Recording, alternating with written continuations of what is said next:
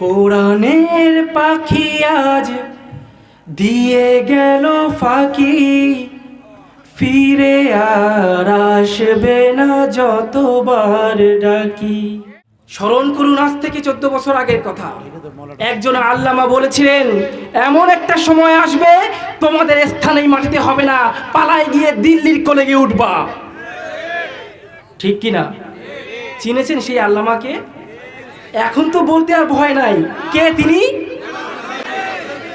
কোরআনের পাখি আজ দিয়ে গেল ফাঁকি, ফিরে আর আসবে না যতবার ডাকি।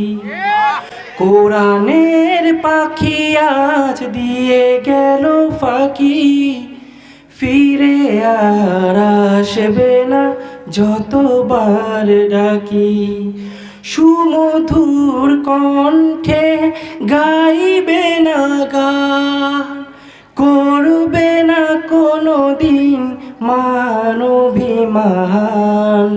কোরআনের পাখি আজ দিয়ে গেল ফাঁকি, ফিরে আর আসবে না যতবার ডাকি। ঠিক কিনা? আল্লামা আর ফিরে আসবে না, আর কখনো তার দারাজ কণ্ঠের ওয়াজ শুনবো না।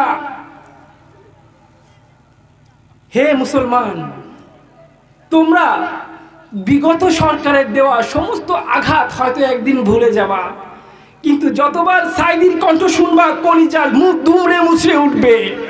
তোমাদের চোখের সামনে তিল তিল করে তাকে হত্যা করা হয়েছে। 12টা বছর তাকে কারা নির্যাতন করে হত্যা করা হয়েছে। এর বিচার এই মাটিতে হবেই হবে। আমাদের পিতাকে, আমাদের পিতাকে তাকে বাদ দিয়ে জুতার পিতার সমতুল্য যিনি না, তাকে জাতির পিতা করা হয়েছিল। দেখেন সরকার পালানোর সাথে সাথেই তার সাথে কত বড় অপমান হয়েছে। তার মূর্তির মাথার উপর প্রস্তাব করা হয়েছে, মানে তার মাথার উপর প্রস্তাব করা হয়েছে। এটা আল্লাহ তাআলার পক্ষ থেকে অভিশাপ, লানত। তোমরা আলেমদের গলায় ধাক্কা দাও নাই। রাসূলের উত্তরসূরি যারা, তারা রাসূলেরই নামান্তর, রাসূলেরই আয়না। ঠিক কিনা?